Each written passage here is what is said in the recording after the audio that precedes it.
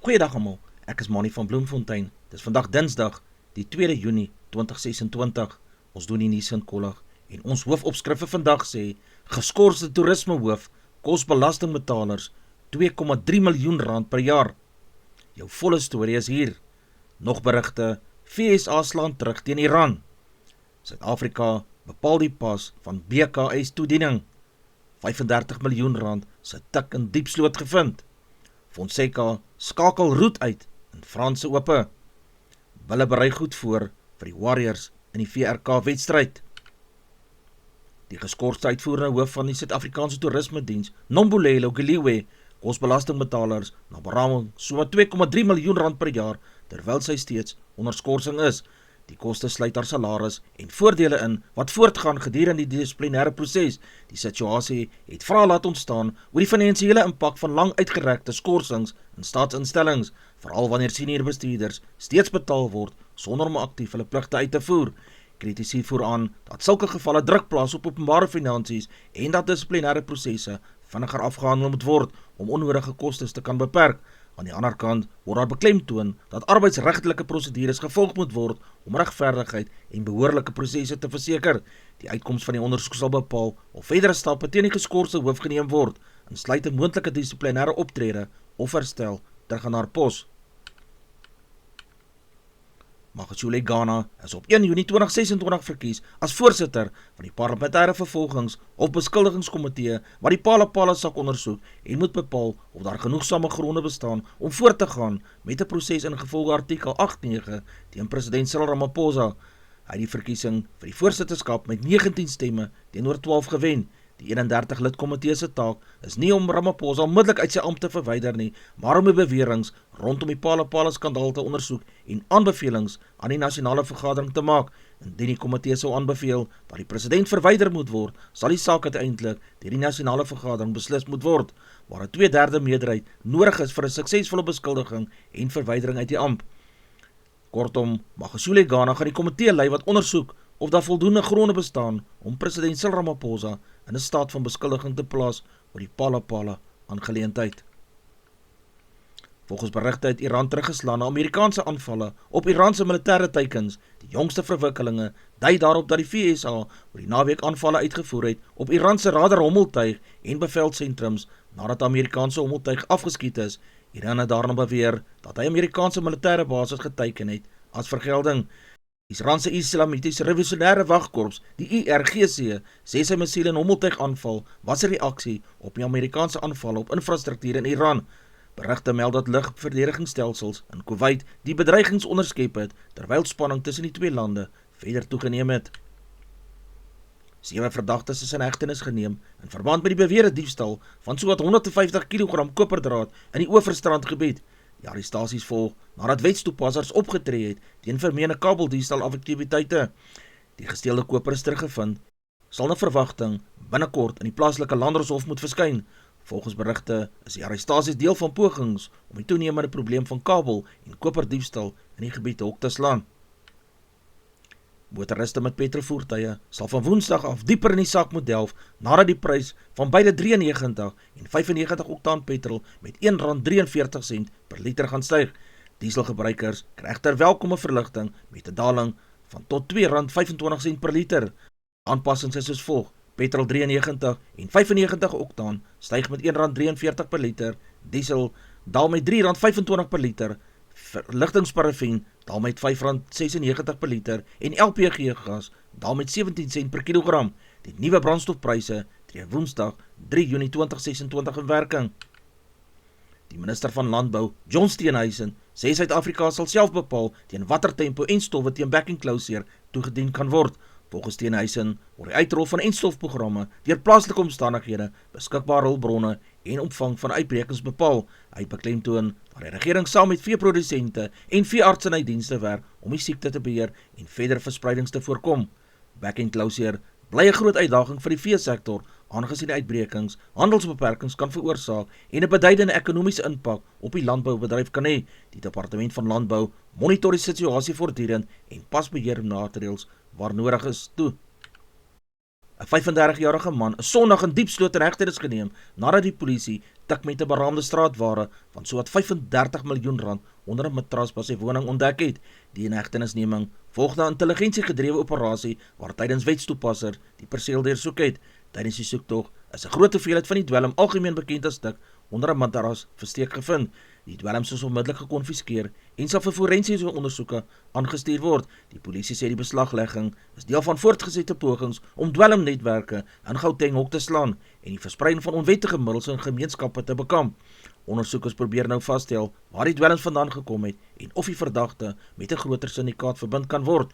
Die man sal na verwagting binnekort in die hof verskyn op aanklagtes van die besit van moontlike handel in dwelms. Die ondersoek duur voort. Die nasionale energiereguleerder van Suid-Afrika, NERSA, sê gewone elektrisiteitsverbruikers behoort nie die kostes te dra van afslagtariewe wat aan die groot industriële smelters toegestaan word nie. Volgens NERSA moet enige spesiale elektrisiteitstariewe wat aan energie-intensiewe nywerhede gebied word, nie daartoe lei dat huishoudings, besighede of ander Eskom-kliënte hoër tariewe moet betaal om die verskil te dek nie. Die reguleerder se standpunt volg te midde van debat oor spesiale elektrisiteitskontrakte vir sekere smelters en groot nywerhede.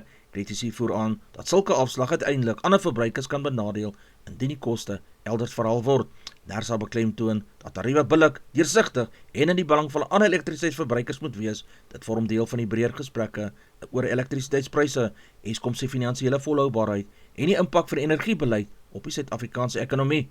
Die Bulle is vasbesloot om hulle wedstryd in die VRK teen die Warriors te wen, met die span wat glo sterk momentum en fokus op hulle voorbereiding het. Die Pretoria se span het in aanloop tot die kragmeting klem gelê op dissipline, verdediging en vinnige balverspreiding, terwyl afrigtingspersoneel glo tevrede is met die intensiteit van die oefenveld. Spelers het aangedui dat die wedstryd as belangrik beskou moet word in konteks van hulle seisoen en posisie op die punteleer. Die Warriors sal egter nie gemaklik wees nie met die span wat bekend is vir hulle fisieke spel en vermoë om wedstryde in die laaste kwartier te draai.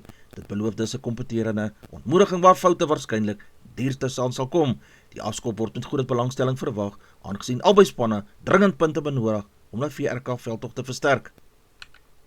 Die Suid-Afrikaanse sewespan sal die komende naweek in Bordeaux in aksie wees tydens die internasionale sewes rugby toernooi. Die afrigter Philip Snyman is tans druk besig om sy groep voor te berei vir die uitdagende kragmeting met die fokus op spoed, fiksheid en skerp besluitneming onder druk. Die span se voorbereiding sluit intensiewe veldsessies en taktiese werk in, aangesien sewes rugby vinnige aanpassing en foutlose uitvoering vereis. Snyman beklemtoon glo die belangrikheid van dissipline en afronding, veral in kritieke fases van hierdie wedstryde. Die toernooi in Bordeaux bied nog 'n geleentheid vir die span om momentum te bou in internasionale sewesreekse en hulle posisie op die wêreldranglys te kan versterk. Die Deense ryer Jonas Vingegaard word deur kennis gesien as 'n ryer wat nog sterker gaan word na sy oorwinning in die Giro d'Italia. Volgens fietsry-ontleeders wys Vingegaard se onlangse prestasies dat hy uithou vermoë, klimvermoë en tydrenvermoë steeds verbeter het, wat hom 'n ernstige kandidaat maak vir verdere Grand Tour titels in die komende seisoene. Sy konsekwentheid oor mededaagse wedrenne en vermoë om onder druk te presteer word uitgelig as sleutelredes waarom hy glo hy kan sy dominansie in etappe wedstryde voortbou.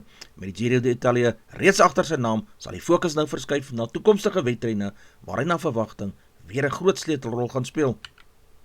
Die Suid-Afrikaanse vroue cricketspan het 'n sterk vertoning gelewer deur die Australiese vrouespan met 7 lopies te wen in hulle oefenwedstryd in Engeland.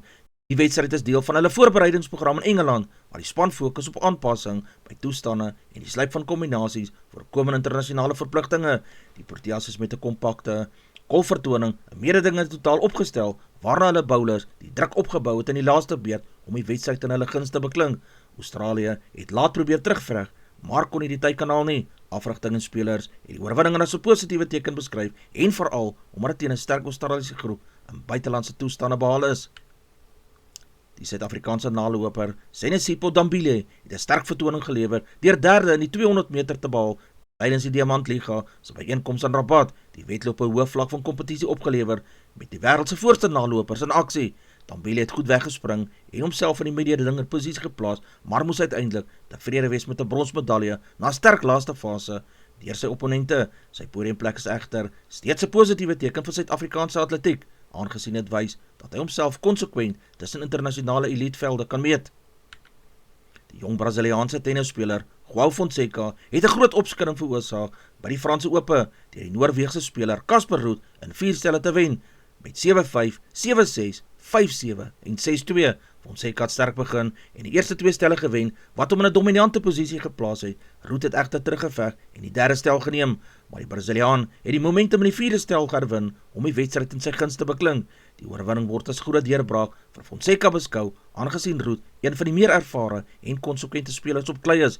Kenners beskou die resultaat as 'n teken dat Fonseca vinnig besig is om homself onder die wêreld se topspelers te vestig. Die Springbok-hakker Malcolm Marx het 'n besering opgedoen terwyl hy in Japan klaprakkie gespeel het, wat 'n nuwe bekommernis vir die Suid-Afrikaanse afrigtingspan inhou. Die nuus kom as 'n verdere uitdaging vir Springbok-afrigter Rassie Erasmus, wat reeds beserings en spanrotasie in die aanloop tot komende internasionale verpligtinge moet bestuur. Marx is 'n sleutelspeler in die Springbok opset, veral weens sy sterk skramwerk, lynstaanoorheersing en balvaardigheid in vaste fasette. Enige langdurige afwesigheid kan 'n direkte impak op spanbalans en ervaring in die voorspelerspak hê. Die omvang van die besering is nog nie volledig bevestig nie en verdere mediese evaluasies sal bepaal hoe lank hy buite aksie sal wees. Advertensie van Netwerk 24, teken in en kry verskeie tydskrifte en koerante. Advertensie van Bloemkeel for you. U kan vir Dian of Susan by 082-390-3339 kontak. Hulle sê voertuigregistrasie namens jou behartig. Ons weerberig vir die streek lyk so: Messina 1427, Polokwane 1022, Lephalale 1225, Mbombela 1029, Mahikeng 821, Pretoria 1123, Johannesburg 1120, Ermelo 519, Kalahari 1426, Gaborone 1323, Richards Bay 1429, Pietermaritzburg 1126, Durban 1528, Port St Johns 531, Pongola 1328, Maputo 1629, Bethlehem 618, Bloemfontein 28 in die middag, Allewal Noord 28, Welkom 1021, Vryburg 1023, Kimberley 1323, Appington 1426, Prieska 1324, Springbok 921, Karasburg 1526, Keetmanshoop 1527, Mariental 1428, Alexanderbaai 1220, Brandvlei 1322, Loederits Bay 1425, Vredendal 1323, Kaapstad 1417, Sutherland 715, George 1320, Graafrenet 1023, Kapogalas 1216, De Aar 1221, Molteno 716, Beaufort Wes 1219, Oos-London 1424, Mabalane 1530. Ons weervoorspelling vir die dag: die Weskaap bewolk en koel tot koud met reën langs die kus en die suidelike dele. Noord-Kaap gedeeltelik bewolk en koel, later kouer in die westelike dele. Die Oos-Kaap koel met enkele buie in die westelike dele, elders gedeeltelik bewolk. Vrystaat mooi tot gedeeltelik bewolk en koel. Gauteng sonnig tot gedeeltelik bewolk en koel. Noordwes mooi weer met koel temperature. Limpopo provinsie sonnig en aangenaam, effens koel in die oggende. Mpumalanga mooi tot gedeeltelik bewolk en koel. KwaZulu-Natal gedeeltelik bewolk met aangename temperature, maar sal meestal droog wees. Die landbouvooruitsig: die oostelike dele van die land bly meestal droog, terwyl reën in die westelike dele van die Oos-Kaap verwag word. Kouer toestande is op pad vir die middel van die week. Die markaanwysers lyk as volg: die rand verhandel teen R16.23 teenoor Amerikaanse dollar. Die pond kos R21.86. Die euro verhandel teen R18.91. Die Australiese dollar kos R11.64. 'n yen kos 10 sent. Platinum kos $1,951 per fyn ons. Palladium kos $1,361. Goud kos $4,500 per fyn ons. Silwer per fyn ons is $75.44. Brent ruolie per vat is $91.12.